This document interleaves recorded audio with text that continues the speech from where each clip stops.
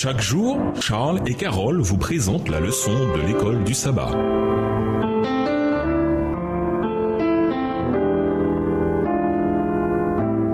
Bienvenue dans votre émission Dieu nous parle. Nous voilà à la leçon de vendredi.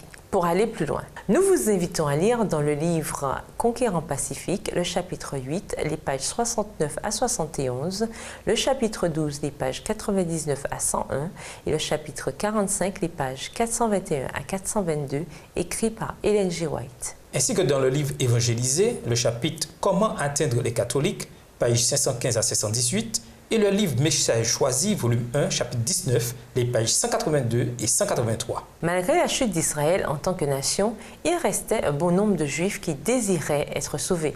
Au moment où le Christ était sur la terre, des âmes sincères avaient reçu avec joie le message de Jean-Baptiste et avaient été poussées à étudier à nouveau les prophéties relatives au Messie. Lorsque l'Église primitive fut fondée, elle se composait de ces fidèles juifs qui reconnaissaient dans Jésus de Nazareth le Messie ardemment souhaité.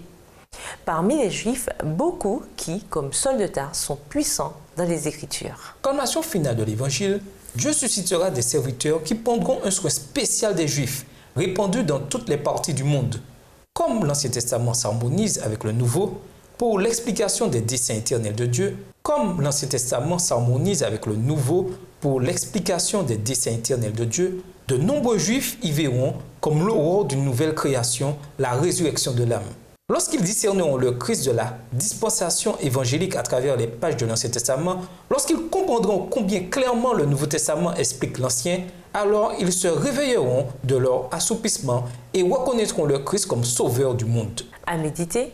À mesure que la loi de Dieu, et en particulier le sabbat, devient un sujet d'intérêt dans les derniers jours, n'est-il pas raisonnable de penser que les Juifs, dont beaucoup prennent les 10 commandements autant au sérieux que les adventistes, joueront un rôle pour contribuer à clarifier certaines questions aux yeux du monde?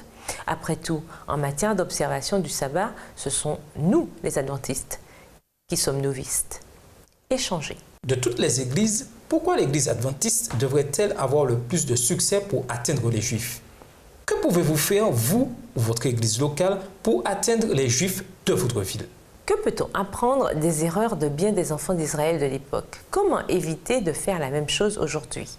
Pour conclure, la relation entre Dieu et l'humanité a toujours été fondée sur la grâce et l'amour de Dieu. C'est par pure bonté que Dieu a choisi les Israélites pour accomplir son plan, son dessein, sa volonté, ses rêves pour le monde et pour établir une relation permanente avec eux. Mais cela n'a pas marché. Malgré tout, il n'a jamais abandonné son amour, ses plans, ses rêves ou son dessein pour eux. Ce sont eux qui l'ont rejeté. Au lieu d'embrasser sa grâce et son amour, ils l'ont éloigné de leur vie.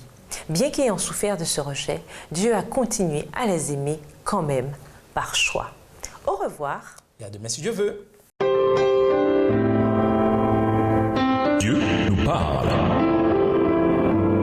Chaque jour, Charles et Carole vous présentent la leçon de l'école du sabbat.